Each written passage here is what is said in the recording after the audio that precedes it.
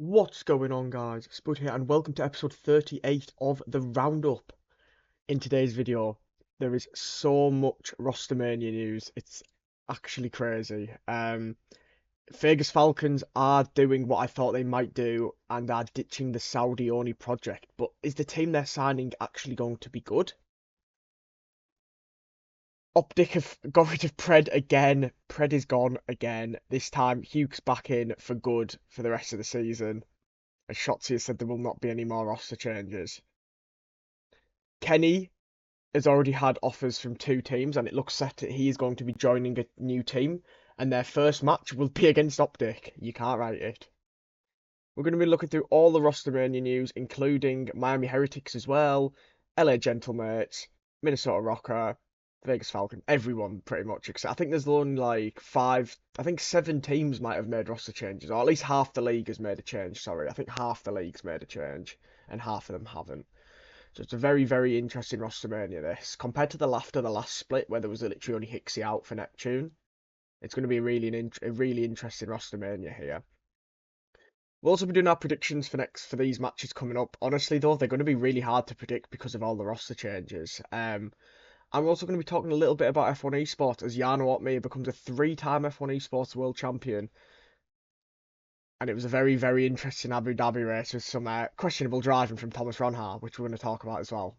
So if you are new to the channel, please subscribe. We do the roundup every week. It is typically Call of Duty with a little bit of Counter-Strike now and then. And I mean, F1 sim racing, this is only the third time I think it'll ever be featured. But it's mainly Call of Duty with a hint of Counter-Strike. And yeah, like the video if you enjoy, guys. We do want to bring a community question segment out from probably episode 40, but I don't know if we'd have enough questions. If you guys have any questions now for future community questions, we can do that though. So if you've got any, just let me know and I can take a note of them. Right, so we're going to try and do most of this in chronological order, so when it first started. So we're going to start off with the Arcitys to Rokkr. So obviously it was highly expected that Paulex would be leaving Minnesota Rokkr after a really poor stage 1, but managed to do okay at the major, and a poor stage 2, and a horrific LAN event where they got top 12. It was obvious he was the weak part of the team, but who were they going to be able to get? And it looked like Arcitys was the one that they wanted first. Obviously, just won the Challengers Open. But again, people saying it's just replacing veterans, just coming in, coming out. You know, it's just the same players getting the opportunities. I mean, I put in the comments, yes, I like my comment, alright, it's just to boost up the interactions. Replacing Paul with Arcitys, I don't really think it would have made much of a difference, but they obviously wanted to try something. Obviously, Arcitys has won 2 World Championships and a Challengers Championship as well. So he's got a really good reputation, but obviously his Seattle Surge stint last season was absolutely horrific. And his time on LAG was terrible as well. So it feels like we always say, oh, this would be Arcitys' last chance. I'll be honest, I don't think it would have made this team get into champs. I really don't. But as you'll find out during this video, obviously there's a lot of ROSTERMANIA stuff to talk about. They end up not going for Arcitys. There's someone else that they're going for. I don't know. I already said that, didn't I? Who they're going for, but yeah. So if this was the move that would have went ahead, I don't even think it's a massive. It's a small upgrade at best. But moving on to probably one of the biggest shocks out of everywhere. I mean, there was a rumor going around actually. I never mentioned this. There was a rumor originally going around that Real was going to be joining OpTic from the Miami Heretics. And obviously, Miami Heretics were offered $60,000 by Toronto Ultra to acquire his services in the off season, but they rejected it, and then they ended up getting George Seeves instead, who has been one of the best players in the game this year for SMG. That is, had a brilliant split as well. But there was then rumours coming around that Huke was going to be back on the OpTic team for PRED, but this time he was dropped for performance-based issues, not what happened the first time around. So yep, OpTic have announced that PRED has been released. You know, all that hard work to get PRED during MW2, and then they got him for MW3 as a free agent, won Major 3, won the Call of Duty World Championship. All of that, and now he's gone again. I think that's it though. I don't think we'll ever see PRED back on OpTic in the near future. Unless, I mean, obviously it depends on who the rest of the team is, but I think if Shotzzy and Dashi, if Shotzi's there, I don't think they'll play together again. Because apparently when Shotzzy told PRED that he was going to get dropped, PRED wasn't happy about it. Obviously, you don't want to be happy. You're not going to be happy if you've been dropped. But yeah, I think that this was a mistake from OpTic. And how I'm going to say it is, Huke was OpTic's best player at the LAN at Major 1, where they finished top 8. Yeah, they underperformed. Then they took Huke out and brought PRED back in, and then they went 0-18. They got 3-0 6 times before beating Gentlemates in the last online qualifier. And then at the major, again, they only played 2 matches. One of them they got slammed, the other one they slammed Minnesota Rokkr, and PRED was OpTic's best player across both series. And now he's been dropped. It's just really confusing, again, from OpTic, because I get that they were in a terrible run of form, and I said, they might need to make a 2-team change. But they only brought in Skies for Kenny, and yeah, Skies didn't exactly have like a good performance, but he played better than Kenny had been playing probably in them 2 series he played in. But why didn't they just get rid of PRED before the major? Was it to do with the rings ceremony? I just have no idea. But look, PRED, I mean, it sounds like PRED's going to be on a team, which we're going to talk about very shortly. Also, obviously, the thumbnail of this video is the first time we've had a Vegas Falcons thumbnail to a degree. I know it doesn't actually have anyone in a Falcons uniform, but as you'd expect, when we talk about Arcitys later, it looks like that's where he could be heading. So I thought, you know what? When I was thinking of what the thumbnail should be, I thought, right, why not? We'll do a Falcons one. I mean, look, they might win a series. We'll talk about Falcons when we get to it, though. Right, we're talking about OpTic right now. PRED. Yeah, look, I think this guy's a brilliant player, but something just wasn't working this season. And look, I think whatever happens to the future of PRED in Call of Duty, I mean, look, he's already got a brilliant legacy because he's won a world championship, sorry. He's got a ring. I think this guy will still be in the league in the next few years, and he'll probably be causing loads of havoc for OpTic. You know how it is. I mean, he eliminated them from champs in MW2, but have to see what happens. But as I mentioned in the Roundup Extra video, which will be out on Thursday, I recorded the Roundup Extra before the Roundup, which is a bit of a weird situation because the Roundup Extra comes out a day after. I mentioned that I was talking to Kenny, not Kenny from like that was on OpTic, but he said he thinks that Skies and Huke will just be placeholders until this season's done. So we kind of talked about that a little bit on that Roundup Extra, but I mean, look, if Skies and Huke are only in for this season and then they're dropped, who do OpTic go for? I mean, look, my number 1 priority for OpTic would be to get Sib. It should have always been Sib. Look, I'm glad they got Kenny because they won a championship. They might not have done that otherwise, but I always wanted Sib in the AR last year, so we'll have to see what happens with that. Obviously, it depends on how Cloud9 do at champs as well. Because obviously, Sib's on a team now that isn't as good as... He doesn't have Hydra on the team, do you know what I mean? Anyway, enough about that. Huke's in, again. He's probably sick of being in, out, in, out. Apparently, he did have offers from other teams, but he rejected them. He obviously happy to be on this OpTic team.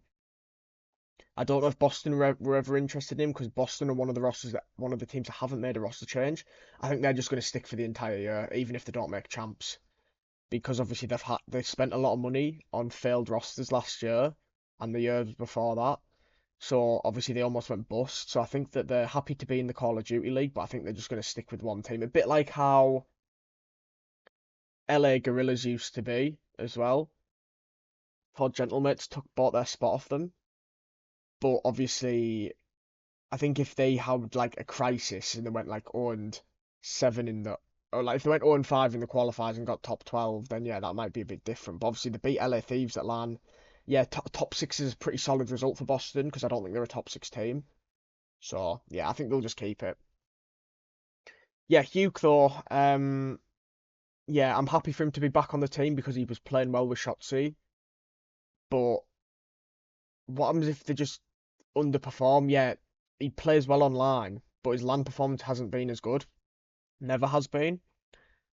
You know, I was disappointed when Huke actually was released. I know obviously bringing in PRED was an upgrade at the time, but I liked Huke. I think that OpTic will make champs, because obviously they have 10 online matches. I expect OpTic should win at least 6 of them. And obviously that would be 60 CDL points. And if Falcons and Gentlemates can start picking up points from them teams like Cloud9, Rokkr, Boston Breach, Miami Heretics in that area, yeah, OpTic should be fine. But yeah, let's see what Huke's got, obviously. I'm expecting him to be playing pretty well again.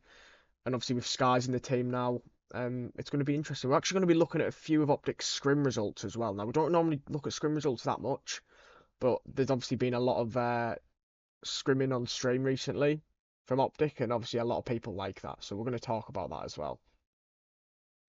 Moving on, we now talk about Kenny because he originally was being targeted by the Carolina Royal Ravens. Now, this obviously would be to replace Vivid, so it would be Slasher, Kenny, TJ, and Gwyn. And obviously, it kind of feels like the old LA Thieves team a bit there with, you know, with Kenny in it and TJ and Slasher and stuff like that. I'm pretty sure Slasher was on LA Thieves at some point. Honestly, team people change all the time, you know, like the teams, but um, yeah. Look, I don't know if that would have been an upgrade. Vivid has been the worst player on that Ravens team, but at the same time, I don't think he warrants being dropped. I think Royal Ravens are having a pretty good season, and they will make champs unless they have an absolute. They literally will make champs. I think they just need to win 4 of their next 10 online matches. They could get top 12s at both majors, and I think they'll do it. Yeah, I think they should just keep their roster for the rest of the season now, because they're one of the only 6 teams that doesn't look like they're going to make a change. But you never know. There's still a couple of days until the roster lock for the qualifiers. So, well, no, for the first week of qualifiers. Sorry. But yeah, I think Raven should stick. But yeah, Kenny was obviously being targeted. I was surprised that people were looking at Kenny. He's obviously a great player, but he just dropped a .32 against LA Thieves. Why would people want those performances? And they're just hoping that it was just an OpTic issue rather than a skill issue, you know. It's definitely an interesting one regarding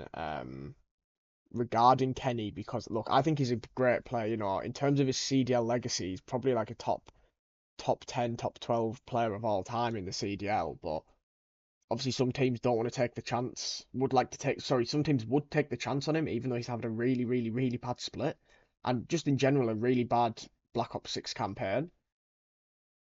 But they obviously see him as a chance to improve on their team, and I think that's what teams want to do if they can make a change. He's obviously been released, so he wouldn't cost any money to buy him out of his contract at OpTic, so because he's not contracted to them anymore. So obviously that would make sense that these lower end teams would take a chance on Kenny. But would Kenny take a chance on them?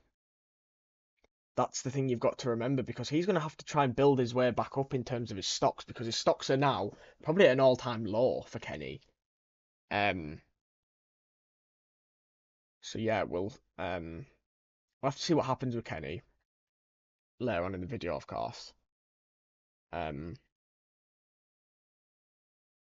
Now, this one was seen as a bit of a surprise. Not really, because it's been coming. Like, he's not been good enough this season. But Lynz is now expected. Lynz has officially been benched, I should say now, and it looks like it hasn't been announced, but it looks like it's going to be oJohnny, who was obviously challenged MVP. He was on the Vegas Legion last year for the end of the Black Ops 6 season when he replaced Asim. And obviously that means no French players now on the team. But their chance of making champs now literally all comes down to these next 2 splits. They're only on 30 CDL points. They would need to probably win at least 6 of them, 6 of these last 10 online qualifiers, and get at least probably a championship someday to have a chance of making champs. It's very unlikely they make champs, but it's definitely more possible than the Falcons. So yeah, oJohnny, interested to see how he does. I thought he played very well on that Vegas Legion team.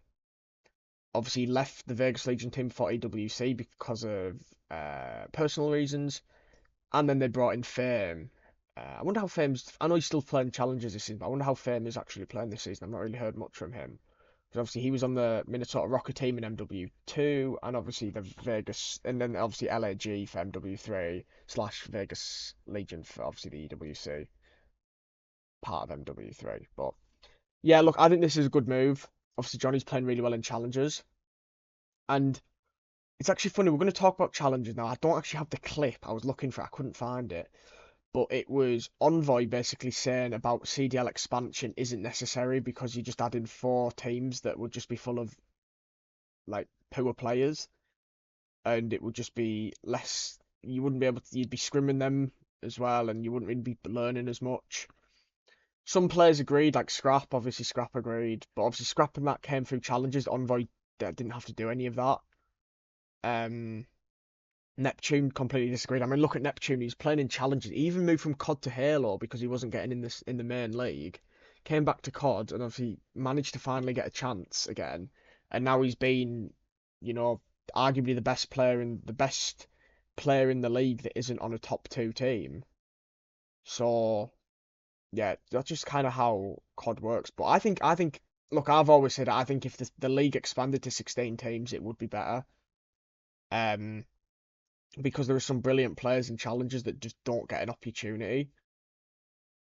I mean, like obviously there's a bit of a difference between playing in challenges in the main league, but like Brack has had 2 really good years now in a year and a half in challenges, and obviously he played well in. He was okay on that Florida Mutineers team in terms of like he got quite a few kills and that. And like Capsidal was good on that team, but obviously had a really bad stage 1 with Boston Breach and hasn't on MW3 and hasn't been seen since in the main league. So yeah, I look, I'd always say if they added 4 new teams, as long as Ormit was one of them, I think it would be brilliant because Ormit's an amazing organization. But like so out of that team that won the Challengers Open, 2 of them are going to be on a new roster in the main league, and then the other 2 are still there. That's obviously Brack and Standy. Now, obviously Standy's had a lot of chances recently. Was he on a roster last year, Standy? Oh yeah, he was on the Minnesota Rokkr, and he didn't really play well. He played well on Search, but that was it. Because it was Lynz and Standy, wasn't it, the SMG duo? So Lynz has now gone back to Challengers as well, but he is on the bench. He hasn't been released. Now, let's talk about more benching stuff, because this, I expected Miami had to change something. I know they obviously got top 3. I know they obviously got top 3 at Major 1. Really good performance, but it was a top 12 elimination here. Real and Rencor, brilliant players, untouchable in my opinion for this roster. Lucky and Metals though haven't been very good this season. I mean, Lucky actually statistically was the worst player in the league um, during stage 2 that played like multiple series. So obviously, I've said for a while I didn't think they would get rid of him because he was the IGL, but they've had to change it. Now, obviously, Super is an AR at heart, but he obviously had to play as an SMG. In that game, he substituted for Metals. So Super will now be in the AR, I'm assuming, with Metals and Real on the SMGs, and obviously Rencor being Super's duo. Will this make their chances of champs? What will this do with their champs qualification attempts? Let's just say that. I can't get my words out. Well, in my opinion, I think Miami Heretics will not make champs still because they've actually not won many series this year. They've lost quite a few Game 5s. They remind me a bit like Boston Breach in terms of the Game 5 stuff. Obviously, that top three at the LAN is the only reason, because you get a lot of CDL points for that. I think you get 50, 60, I don't know how many you get, but that's the only reason they're actually in the champs contention. And I get that that's, they deserve that top 3. I'm not saying it was unfair or anything. I mean, I have no idea who they, can't even remember who they beat to get top 3. I actually can't remember. Um, but they obviously did really well. I know they beat Ravens to get to the 3rd place. But I actually can't. I know they're not. Didn't they beat OpTic? Oh no, I actually can't remember. I'm pretty sure that they beat OpTic. Yeah, no, they beat OpTic in winners round 1. Um, and then they lost whoever they played next, and then they won a couple of loser bracket matches. Now that makes sense. But yeah, look, good luck to Super. Obviously, he was my prediction for Rookie of the Year. I'm going to be honest. Like I've said, we need one more rookie in the league to actually be able to do it. I don't think we're going to get a rookie of the another rookie in the league now. So we're not going to be doing a Rookie of the Year ladder unless we get anyone coming late. But look, it's going to be Renkor. Unless something crazy happens, Renkor will be Rookie of the Year, and that's deserved because he's actually really impressed me. Obviously, I went for Super as my prediction because I expected him to get a chance in the league at some point. He's going to get half the season. Let's see what he can do. Moving on, we talk Vegas Falcons. Now, this one is probably one of the major talking points of the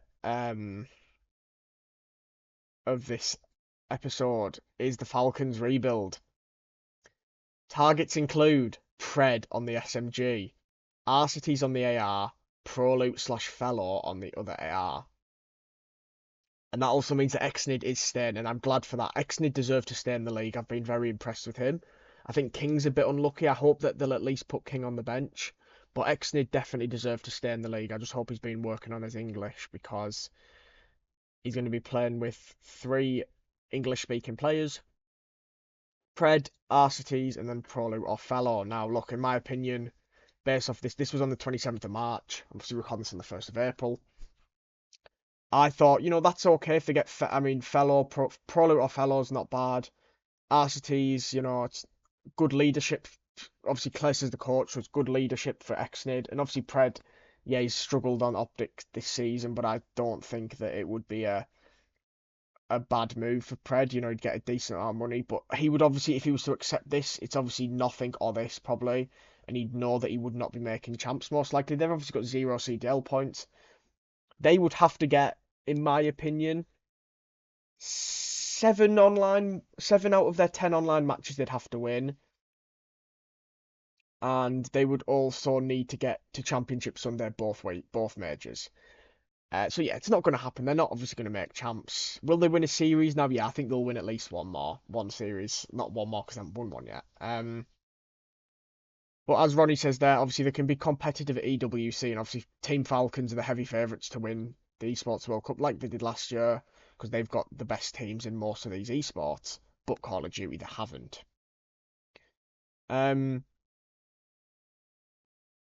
But yeah, we'll have to see what happens with that. But we're obviously going to talk about PRED and Arcitys. It looks like they're done. There hasn't actually been an announcement yet on this Vegas Falcons team. Obviously, they've called it an NA rebuild. Obviously, PRED is Australian, but that's not the point. But there has been a change because Priestahh is getting dropped from the Falcons. From Gentlemates, and for some reason they're signing Priestahh instead of ProLoot or Felo. But especially ProLoot, let's say in this instance. Why are they signing Priestahh? Like I've said here, he must have Jorge Mendes. If you don't know who Jorge Mendes is, by the way, he has a lot of players. He's probably the most famous football agent currently that's here because obviously Mino Raiola passed away a few years ago now. But like he can get like players moves all the time. He has what it takes, and I feel like genuinely whoever Priesth's agent is doing an absolute masterclass because this guy's been absolutely dog shit for the last year and a half. He's not even I don't even think he's good enough to play in the league anymore. Yeah, he won champs. That's a different game though. I don't know why on earth they're signing Priestahh. PRED, Arcitys, and Xnid is fine. Like trust me, that's fine. But Priestahh?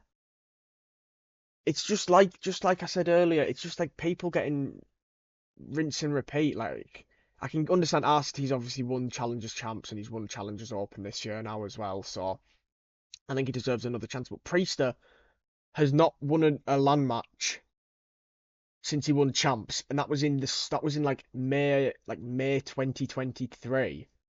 He hasn't won a LAN match for nearly 2 years.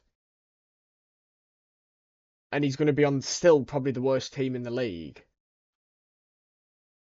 It's just absolutely mind-blowing how on earth he's on this roster. I think it's a terrible decision. And you know who I feel bad for the most is ProLoot. Because obviously he hasn't been in the league since the Vegas Legion, like first split of Vegas Legion in MW2. So it's been a while since he's been in the league. Obviously, he took part in EWC with at Brooklyn, but he obviously wanted to get a chance in the league. But it looks like it's going to be Priestahh. There hasn't actually been an announcement yet, but I'm expecting that'll probably be after I've recorded this. It'll probably be an announcement before the video's out, but. Yeah, look, I mean, if I had to rate this roster out of 10, I'm giving it like a 5.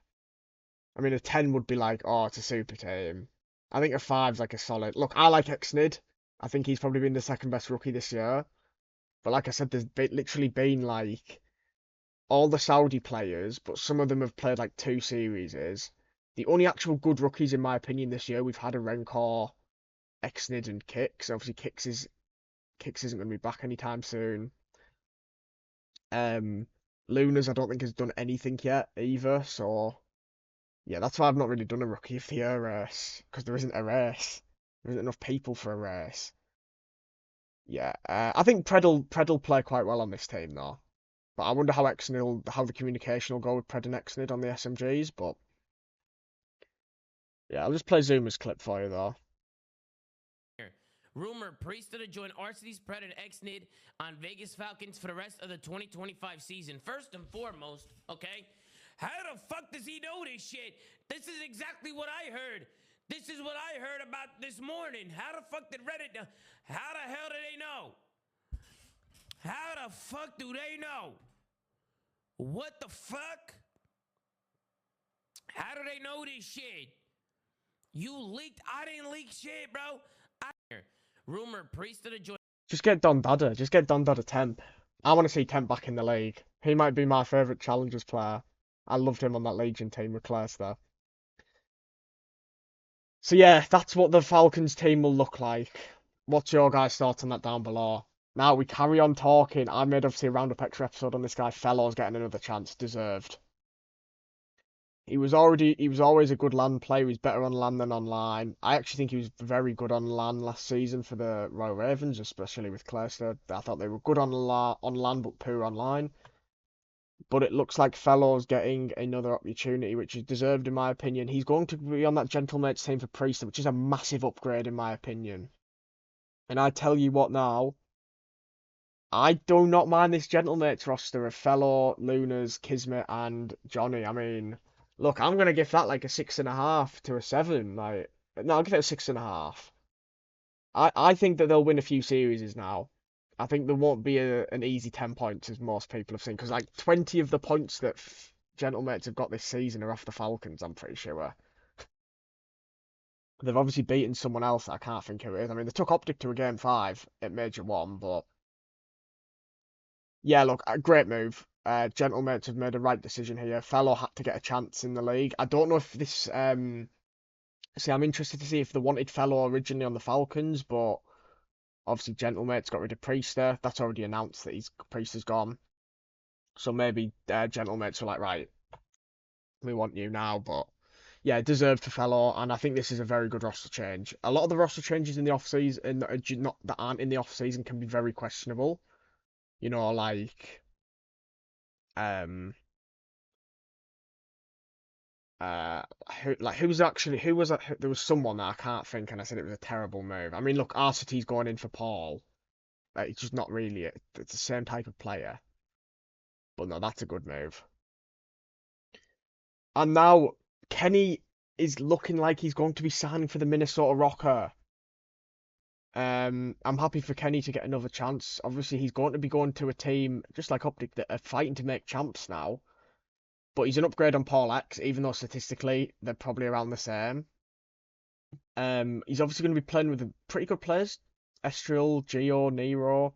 Obviously, they're all pretty young players, especially Geo and Estriel, obviously both rookies last year. So Kenny's leadership will definitely help them here. I like this roster move. Again, another good roster move. There's been some good roster moves this season. Except Priestahh getting on the Falcons, by the sounds of it. It's not official yet. I think most of these roster moves or substitutes or whatever have happened after Major 2 have genuinely been pretty good. I mean, the Pred and Huke one's obviously a bit controversial, but yeah, I'm happy for Kenny. But obviously, Kenny's first match was going to be against OpTic. How interesting will that be? Yeah, I don't know what will happen here. Obviously, Paul has already been officially released. He's back in challengers as well. Most pros will go back to challengers unless there's obviously like barely any of the season left, and then they'll won't. But obviously, there's them obviously challenges. You've got that chance to participate in the EWC now. The top 4 challengers teams get a chance. So obviously, top 4 challengers teams at champs go to EWC. So obviously, you want to be actively in the scene still because you'll get picked up in a challengers team, a pretty good one if you come down from the league. So let's talk scrims. So we don't really talk too much about scrims, but we want to talk about the OpTic versus LA Thieves and OpTic versus FaZe scrim set because obviously it's not important really. It's just scrims, but it's nice to see that OpTic are, you know, they're having a good go against these teams. I mean, if we look at the first one here, obviously we can't see all the names, but you can kind of see like Huke got 41. Then there was this one where Thieves obviously dominated them. Again, Thieves dominated them in that one. So the ones that OpTic were winning, OpTic were like the maps were closer. So yeah, you can tell the Thieves are obviously still the better team. I mean, it's only scrims; it literally doesn't mean anything really. They ended up not playing the controls, but I mean, look at this one from Hydra. 42 and 20 is pretty crazy. Yeah, OpTic obviously don't look. They're still obviously a new roster, pretty much 2 new players, and obviously Huke's played with OpTic already this season. Skies has had 2 series, but it's going to take a bit of work. But the FaZe OpTic versus FaZe scrims are actually pretty impressive for OpTic. Now, obviously, you've got to remember that FaZe were losing scrims to challengers teams, and then they ended up winning Major 1, so it literally means nothing. But obviously, we don't know how OpTic were playing in scrims before this, like against teams when it was Pred and Kenny. But obviously, they did win 3 of the 4 hard points here against FaZe.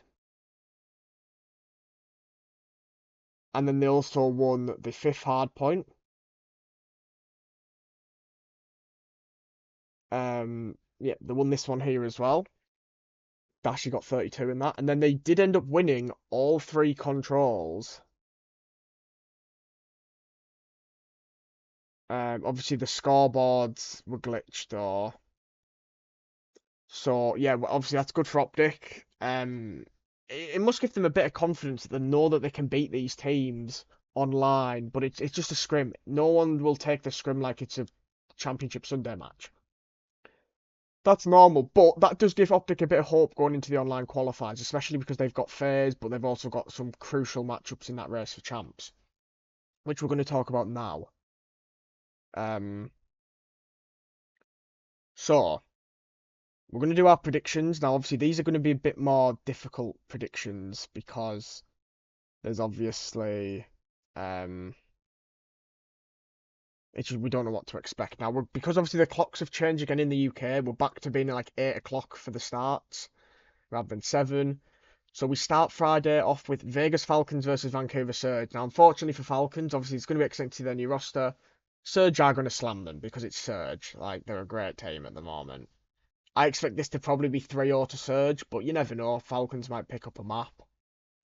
Then we've got Minnesota Rokkr versus OpTic. Can Kenny curse OpTic here on his very swift return to the CDL? I think it's going to be an interesting series, chat. I'm not going to lie to you, but I'm going to go 3-1 to OpTic. I think OpTic will have enough here to take down the Minnesota Rokkr and get 10 massive CDL points. And then to finish off Friday, we have an absolute belter of a series. We have Atlanta FaZe, your Major 2 champions, against Toronto Ultra, who played very well at the Major as well. I'm going to go with 3-1 to Atlanta FaZe, but do not be surprised if this goes to a map 5. I think it could definitely go all the way to a 5th map, but we'll have to see. Then we have Saturday's match, and this one is going to be interesting. Miami Heretics versus Vegas Falcons. Obviously, a huge match for Miami to try and get that championship, get into champs qualification. With Super in the team instead of Lucky. On the Falcons side, obviously, their new roster. I'm going to go 3-1 Miami. I just think that they'll have a little bit too much. Look, it's Ray Allen Rencor, in my opinion, that'll change this series. They're the game changers, but will Falcons win a hard point? No, they won't win a hard point this week. Maybe next week, though. Depends on who they face. Then we have Gentlemates versus Royal Ravens. This is going to be an interesting series. Now, I don't know how Royal Ravens are going to play this, but I think they're going to have to push pretty hard. I'm going to go for an absolute crazy shock, and I'm going to say 3-2 Gentlemates. I don't know why I'm going Gentlemates to beat Royal Ravens. It sounds absolutely crazy. But Royal Ravens won't know what to expect, I don't think, from this Gentlemates team. So I'm going to go 3-2 Gentlemates. Let's see if that actually happens or not. Cloud9 versus OpTic is actually a very, very interesting series. On the Saturday, and it's so tough to decide what's going to happen. I'm going to go to a game 5. I think whoever wins it will go to a game 5. I'm going to go 3-2 OpTic and be a bit biased, so. But if it's 3-2 Cloud9, it's not a surprise result in my opinion. But I think this one will go all the way. And then the last match on the Saturday is Toronto Ultra versus Boston Breach. Obviously, Boston, top 6 at the major. Beat LA Thieves, but after that, they were a bit unconvincing. I think this will be won by Toronto Ultra. I'm going to go with a scoreline of 3-1. I think Boston might take the S&D. But we'll have to see what happens. And then we start off Sunday with Minnesota Rokkr versus Boston. A huge match for champs qualification. A huge match. Just as big as the Cloud9 OpTic one, in my opinion. And you know what? I'm going to go with 3-1 to the Boston Breach. I think Breach will have enough to beat Minnesota Rokkr here. Obviously, Cammy will have to step up like he did against LA Thieves. If he could do that every series, I think Boston would be a very good team because obviously Snoopy's playing amazingly well. I'm going to go Boston though to win that 3-1. FaZe versus Royal Ravens, obviously could be interesting online. I'm going to go with FaZe 3-1. I don't think there are going to be many 3-0s this weekend. To be honest, I'll go with that. And then the final match of the week is Vancouver Surge LA Thieves. Wow, that's an absolute blockbuster to finish off the week. I'm going to go 3-2